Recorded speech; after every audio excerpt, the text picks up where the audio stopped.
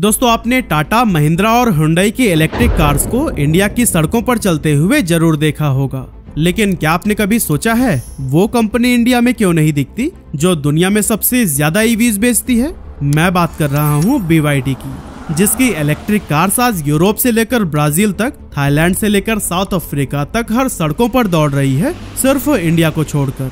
अब एक proud Indian होने के नाते ये कहना थोड़ा अजीब सा लगता है, लेकिन सच्चाई ये है कि अगर BYD इंडिया में फुल फोर्स के साथ में आ गई ना, तो फिर टाटा और महिंद्रा जैसे बड़े बड़े इंडियन कार मेकर्स का अस्तित्व ही खतरे में पड़ सकता है, क्योंकि BYD की टेक्नोलॉजी इतनी एडवांस है कि टेस्ला तक उसके सामने नहीं टिक पाया। क्योंकि 2024 में BYD ने वर्ल्ड लेवल पर 42,70,000 व्हीकल्स बेचे थे, जबकि टेस्ला की बिक्री थी 17,90,000 यूनिट्स। और दोस्तों शॉकिंग बात तो ये है कि महिंद्रा ने अपनी कुछ इलेक्ट्रिक SUVs में सीक्रेटली BYD की बैटरी टेक्नोलॉजी का यूज किया है, वो भी बिना ज्यादा शोरगुल किए। तो चलिए जानते हैं उस अनाथ बच्चे की कहानी जिसने गरीबी से उठकर दुनिया की सबसे बड़ी EV कंपनी खड़ी कर दी और साबित किया कि सपने सिर्फ देखे नहीं जाते, बिल्ड किए जाते हैं।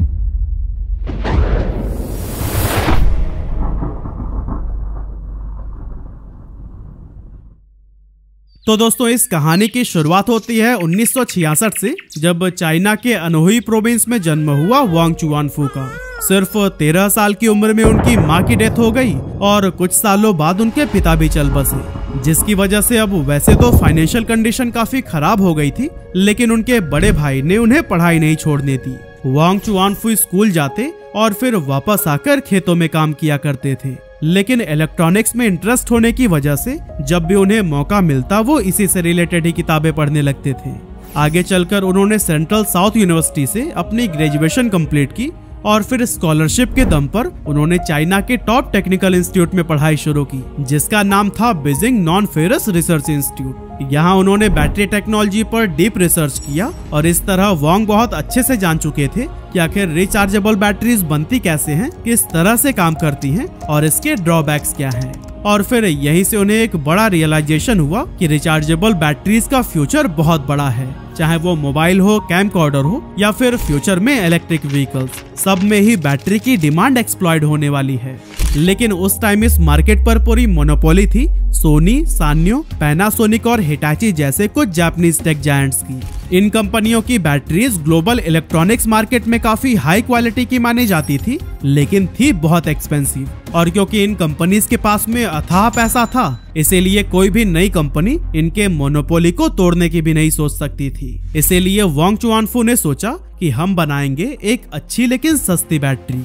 साल था 1995 का। वांग ने अपनी सारी सेविंग्स इकट्ठी की, कुछ रिश्तेदारों से उधार लिया और कुछ छोटे इन्वेस्टर से पैसे जुटाकर शुरू की एक छोटी सी बैटरी कंपनी। नाम रखा गया BYD यानी बिल्ड योर ड्रीम्स। उस टाइम उनकी टीम में सिर्फ 20 लोग थे, मशीन्स नहीं थी, ऑटोमेशन नहीं था, सब कुछ मैनुअली हाथों से ही होता था। लेकिन वांग ने यहाँ पर भी एक बोल्ड डिसीजन लिया कि हमारे पास लोग हैं, मशीन्स नहीं, पर अगर लोगों को एफिशिएंटली ट्रेन किया जाए तो वो मशीन से भी बेहतर काम कर सकते हैं। और इसी जुगाड़ू माइंडसेट से ही उन्होंने कम कॉस्ट में हाई क्वालिटी बैटरी बनानी शुरू कर दी। सिर्फ 3 साल में BYD ने ऐसी रफ्तार पकड़ी कि वह जापानीज कंपनियों को भी चाइना के मार्केट में टक्कर देने लगी। मतलब जिस कंपनी को 1-2 साल पहले तक कोई भी नहीं जानता था, वो अब टेक जायंट्स के रडार पर आ चुकी थी। BYD उस टाइम तक एक स्ट्रॉन्ग बैटरी मैन्युफैक्चरर बन चुका था। नोकिया, मोटोरोला और कई दूसरे इलेक्ट्रॉनिक जायंट्स भी अपने मोबाइल डिवाइसेस के लिए BYD से ही बैटरी लेने लगे। अब दोस्तों BYD की फैक्ट्री फुल कैपेसिटी पर चल रही थी, पैसा भी आ रहा था और नाम भी बन चुका था। लेकिन वांग चुआनफू अब भी संतुष्ट नहीं थे, क्योंकि वो कुछ ऐसा करना चाहते थे जो दुनिया बदल सके। तभी उनके मन में एक ऐसा ख्याल आया जो सुनने में तो पागलपन जैसा लगता है, लेकिन विजनरी माइंडसेट वाले लोग अक्सर ऐसी बातें सोच ही लेते हैं। उन्होंने कहा, अगर हम दुनिया की सबसे सस्ती और टिकाऊ बैटरी बना सकते हैं तो क्यों ना उस बैटरी से चलने वाली गाड़ी को भी बनाएं। अब ये सुनते ही उनके आसपास के लोग चौंक गए। लोगों ने कहा, पागल वागल हो गए हो क्या? कार बनाना कोई बैटरी बनाने जैसा सिंपल काम थोड़ी ना है। डिजाइन, एरोडायनेमिक्स, इंजन इंटीग्रेशन और व्हीकल सेफ्टी सब कुछ देखना पड़ता है। और BYD के पास इससे रिलेटेड किसी भी चीज का एक्सपीरियंस नहीं था। लेकिन वोंग का लॉजिक सिंपल था। उन्होंने कहा फ्यूचर में कार की सबसे महंगी पार्ट होगी बैटरी, और वो हमारे पास है, बाकी पार्ट हम सीख लेंगे, बना लेंगे भाई। और इसी सोच के 7 साल 2003 में BYD ने एक स्ट्रगलिंग और लगभग बंद हो चुकी चाइनीज कार कंपनी खरीदी, सिर्फ $30 मिलियन में। नाम था किंचुआन ऑटो। इंडस्ट्री के लोग हंसने लगे कि बैटरी बनाने वाली कंपनी अब गाड़ियां भी बनाएगी भाई, ना एक्सपीरियंस है ना ही कोई जानकारी, ये तो पूरी तरह से बर्बाद हो जाएगी। लेकिन BYD को किसी की भी हंसी से फर्क नहीं पड़ा। वोंग ने अपनी टीम के साथ R&D स्टार्ट की। डिजाइन से लेकर ब्रेक सिस्टम तक हर चीज उन्होंने इन हाउस बनाना शुरू किया। और फिर 2 सालों की मेहनत के बाद 2005 में BYD ने लॉन्च की अपनी पहली प्रॉपर सेडान BYD F3। ये दिखने में थोड़ी बहुत टोयोटा कोरोला के जैसी थी, पेट्रोल इंजन पर चलती थी, लेकिन इसकी कीमत इतनी कम थी कि चाइना का मिडिल क्लास उसे खरीदने के लिए टूट पड़ा, जिसके चलते कुछ ही महीनों में BYD F3 बन गई चाइना की टॉप सेलिंग सेडान। अब पूरे ऑटो इंडस्ट्री के होश उड़ गए थे। फॉक्सवैगन, होंडा और जेली जैसे बड़े बड़े ब्रांड्स हैरान रह गए कि BYD को तो इस फील्ड का कोई एक्सपीरियंस था नहीं, फिर भी इनकी गाड़ियां इतनी ज्यादा कैसे बिक रही हैं। असल में वोंग चुआनफू ने चाइनीज कस्टमर्स की फिलॉसफी को बहुत पहले ही समझ लिया था। वो जानते थे कि चाइना के लोगों को लग्जरी या फैंसी ब्रांडिंग नहीं चाहिए, उन्हें चाहिए वैल्यू और ड्यूरेबिलिटी। उन्होंने सेम प्राइस में लोगों को ज्यादा फीचर्स दी और ब्रांड खुद व खुद ग्रो होता चला गया। इस तरह से एक बैटरी मेकर कंपनी बन गई थी चाइना की सबसे भरोसेमंद कार ब्रांड, वो भी सिर्फ 2 सालों के अंदर। कुछ इसी तरह से साल बीता और आ गया 2008 का टाइम। लेमन ब्रदर्स का कोलैप्स हो चुका था। अमेरिका और यूरोप की इकोनॉमी डगमगाने लगी थी। हर दिन ही न्यूज आती थी कि ये कंपनी बंद हो गई, इस कंपनी से इतने लोगों को काम से निकाल दिया गया, एटसेट्रा। ये वो टाइम था जब लोगों का भरोसा बिजनेस से उठ रहा था। लेकिन ठीक उसी वक्त जब हर कोई पीछे हट रहा था, तब एक आदमी आगे बढ़ रहा था, वोंग चुआनफू। अब वैसे तो वोंग का नाम उस टाइम पर वर्ल्ड लेवल पर नहीं जाना जाता था, लेकिन वो चुपचाप दुनिया की पहली mass market plug in hybrid car बना रहा था। नाम था BYD F3 DM। एक्चुअली उस टाइम EVs को लोग सीरियसली नहीं लेते थे। पूरी दुनिया इलेक्ट्रिक व्हीकल्स को एक फैंसी टॉय समझती थी। टेस्ला खुद एक स्ट्रगलिंग स्टार्टअप था और लोगों को लगता था कि इलेक्ट्रिक कार सिर्फ लैब के लिए है, रोड्स के लिए नहीं।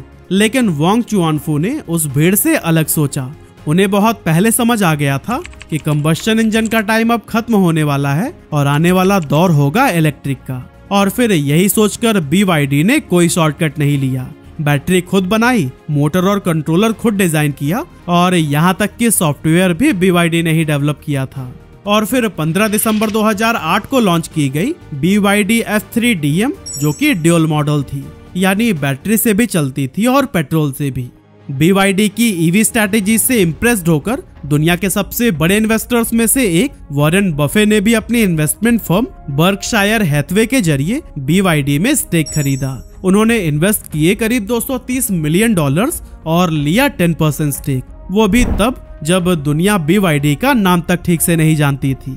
वॉरेन बफे ने कहा, वोंग चुआनफू के पास थॉमस एडिसन जैसी इन्वेंशन और जैक वेल्स जैसी बिजनेस ब्रेन का कॉम्बिनेशन है।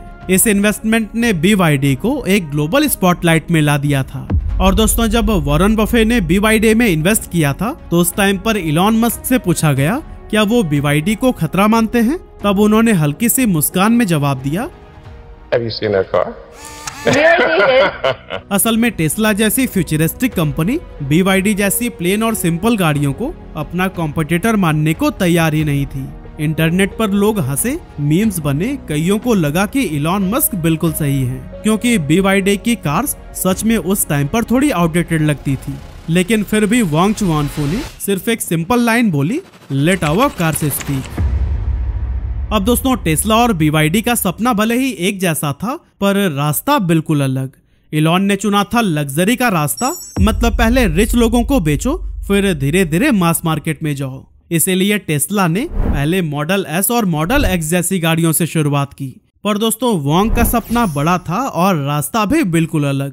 उसे पता था कि EV सिर्फ अमीरों का शोपीस नहीं होना चाहिए, इलेक्ट्रिक मोबिलिटी हर इंसान का हक है। इसीलिए BYD ने बनाई सस्ती, टिकाऊ और प्रैक्टिकल गाड़ियां जो कि आम आदमी भी खरीद सके।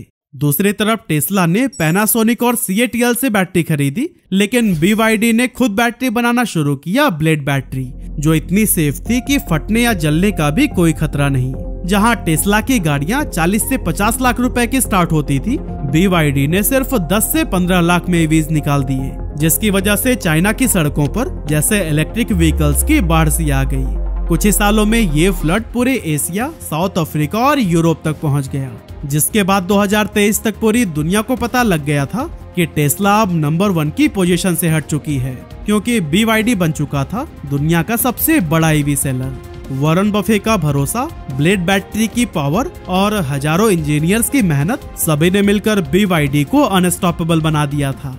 आज इलॉन मस्क भले ही ओपन माइक पर कुछ ना बोले, पर बंद दरवाजे के पीछे जरूर सोचते होंगे, शायद उस चाइनीज कंपनी को अंडरएस्टिमेट करना मेरी सबसे बड़ी गलती थी, क्योंकि जिस कंपनी को वो एक मजाक समझते थे, आज वही उनकी सबसे बड़ी कॉम्पिटिटर बन चुकी है।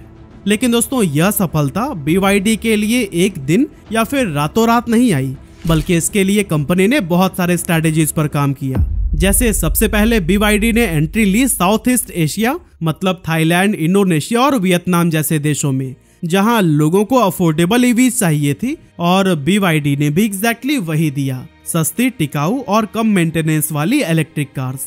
फिर नजर पड़ी साउथ अमेरिका पर, यानी ब्राजील, कोलंबिया और चिली जैसे देशों में, जहां पब्लिक ट्रांसपोर्ट का बड़ा हिस्सा अब भी फॉसिल फ्यूल पर डिपेंडेंट था। और यहाँ BYD ने सिर्फ कार्स नहीं बेची, बल्कि उन्होंने शुरू की इलेक्ट्रिक बसेस की भी डिलीवरी। और फिर लास्ट में जब BYD ने यूरोप में एंट्री ली, तो फिर जर्मनी जैसे देश में, जहां फॉक्सवैगन, BMW और मर्सिडीज जैसे ब्रांड्स पहले से ही कब्जा जमाए हुए थे, वहां BYD ने अपनी SUVs उतारनी शुरू की। यहाँ पर भी लोग इम्प्रेस्ड होने लगे, क्योंकि यूरोपियन रेगुलेशंस के हिसाब से भी BYD की सेफ्टी, रेंज और क्वालिटी शानदार निकली, जिससे हैन EV और टैंग EV जैसी गाड़ियां नॉर्वे और UK जैसे देशों में तेजी से सेल होने लगी। और दोस्तों, बात तो इतनी आगे अब बढ़ चुकी है कि BYD ने हंगरी में अपना मैन्युफैक्चरिंग प्लांट भी सेटअप कर लिया है, यानी अब वो मेड इन चाइना से मेड इन यूरोप पर भी जा चुके हैं। वहीं अगर हम बात करें इंडिया की, तो आपको जानकर हैरानी होगी कि BYD इंडिया में ऑफिशियली मौजूद है, और वो भी पिछले 15 सालों से। जी हाँ, साल था 2007 जब BYD ने पहली बार इंडिया में कदम रखा, लेकिन कार्स बेचने के लिए नहीं, बल्कि अपनी इलेक्ट्रॉनिक्स और बैटरी बिजनेस को एक्सपैंड करने के लिए। उन्होंने चेन्नई में एक छोटी सी मैन्युफैक्चरिंग यूनिट लगाई, जहां वो मोबाइल बैटरीज, फोन कंपोनेंट्स और कुछ EV पार्ट्स का प्रोडक्शन करते थे। उस समय नोकिया, मोटोरोला और माइक्रोमैक्स जैसे ब्रांड्स के लिए बैटरी सप्लाई करने वाले वेंडर्स में BYD भी शामिल था। हालांकि इंडिया एक ग्रोइंग इलेक्ट्रॉनिक मार्केट बन रहा था, और BYD को ये समझ आ गया कि अगर फ्यूचर इलेक्ट्रिक है तो उसकी नींव बैटरी ही होगी। कई सालों तक उन्होंने ये ऑपरेशन चलाया और इंडियन इलेक्ट्रॉनिक्स इकोसिस्टम में खुद को एक OEM सप्लायर के तौर पर एस्टेब्लिश किया। लेकिन फिर BYD को समझ आ गया कि मोबाइल और इलेक्ट्रॉनिक सेगमेंट में मार्जिन बहुत कम है, और असली फ्यूचर है इलेक्ट्रिक मोबिलिटी में। इसीलिए 2013-14 के आसपास जब इंडियन गवर्नमेंट ने इलेक्ट्रिक बसेस पर फोकस करना शुरू किया, तो फिर BYD ने इस मौके का फायदा उठाने के लिए हैदराबाद की mega engineering and infrastructure limited यानी MEIL के साथ में एक ज्वाइंट वेंचर बना दिया। नाम रखा गया ओलेक्ट्रा ग्रीन टेक। अब टेक्निकली गाड़ियां बना रहा था BYD, लेकिन उस पर लोगो लगा हुआ था ओलेक्ट्रा का। इस तरह से BYD की इलेक्ट्रिक बसेस इंडिया की सड़कों पर दौड़ने लगी, और किसी को पता भी नहीं चला कि असली इंजन और बैटरी सिस्टम BYD का है। आज दिल्ली, मुंबई, पुणे, हैदराबाद और अहमदाबाद जैसे शहरों में हजारों इलेक्ट्रिक बसेस BYD की टेक्नोलॉजी पर चल रही हैं, और डेली लाखों लोग उसमें ट्रेवल कर रहे हैं। और फिर कुछ सालों बाद जब BYD को लगा कि अब इंडिया EV एडॉप्शन के लिए भी रेडी है, तो उन्होंने 2021 में अपनी पैसेंजर EV को भी ऑफिशियली लॉन्च कर दी। पहला मॉडल था BYD E6 जो लॉन्च हुआ था 2021 में, फिर आया 2022 में BYD Atto 3 और 2024 में लॉन्च हो चुकी है BYD Seal। लेकिन सवाल यह है कि BYD की गाड़ियां आखिर इंडिया में ज्यादा दिखती क्यों नहीं है? असल में इसका सबसे बड़ा रीजन है टैक्स। जब कोई फॉरेन कार ब्रांड इंडिया में अपनी गाड़ी बेचना चाहता है और वो कम्प्लीटली बिल्ड यूनिट यानी पूरी बनी हुई गाड़ी इंपोर्ट करता है, तो उस पर 110% तक का इंपोर्ट ड्यूटी लगाई जाती है। जी हाँ, आपने बिल्कुल सही सुना, 25 लाख की अगर गाड़ी है तो उस पर करीब 27-28 लाख तक तो टैक्स ही लग जाता है। अब BYD की ज्यादातर ईवीज जैसे एटो या फिर सील इंडिया में फिलहाल CBO के तौर पर ही आती है, मतलब गाड़ी चीन में बनती है और पूरी की पूरी इंडिया लाकर बेची जाती है। अब आप ही सोचिए कि जो गाड़ी चाइना में 20 लाख रुपए की है वो इंडिया में पहुंचते पहुंचते 40 से 50 लाख रुपए की हो जाती है। इतने में लोग बोलते हैं भाई हम तो टाटा नेक्सॉन ईवी ले लेंगे, वो भी आधे दाम में। इसीलिए BYD इंडिया के मास मार्केट में एग्रेसिवली कॉम्पिटिट नहीं कर पाता है, क्योंकि उनकी गाड़ियां टैक्स की वजह से लग्जरी सेगमेंट में पहुंच जाती है। अब शायद आप सोच रहे होंगे तो फिर BYD लोकल मैन्युफैक्चरिंग क्यों नहीं करता। असल में BYD ने इंडिया में असेंबली और लोकल प्रोडक्शन के लिए इंटरेस्ट भी दिखाया है, लेकिन गवर्नमेंट ने अभी तक ईवी फॉरेन प्लेयर्स को वो परमिशन और सपोर्ट नहीं दिया है जो टाटा और महिंद्रा जैसी डोमेस्टिक कंपनियों को मिल रहा है। लेकिन क्यों? क्योंकि अगर BYD फुल लोकल मैन्युफैक्चरिंग कर ले तो उसके ईवीज इतने सस्ते हो जाएंगे कि टाटा की नेक्सॉन ईवी और महिंद्रा XUV 400 जैसे मॉडल्स पूरी तरह से क्रस्ड हो सकते हैं। और दोस्तों यही वो बैलेंस है जो कि इंडियन गवर्नमेंट मेंटेन करना चाहती है कि इनोवेशन भी आए लेकिन लोकल कंपनियां खत्म ना हो। पर हाँ, महिंद्रा ने अपनी नई इलेक्ट्रिक SUVs XEV 9e और BE6C में BYD की ही ब्लेड बैटरी टेक्नोलॉजी का यूज किया है।